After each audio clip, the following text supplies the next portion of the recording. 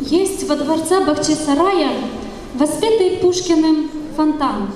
Стоят толпой там, замирая, туристы из различных стран. И есть фонтаны побогаче и краше золотом горят, но этот, он века уж плачет, о скорби капли говорят.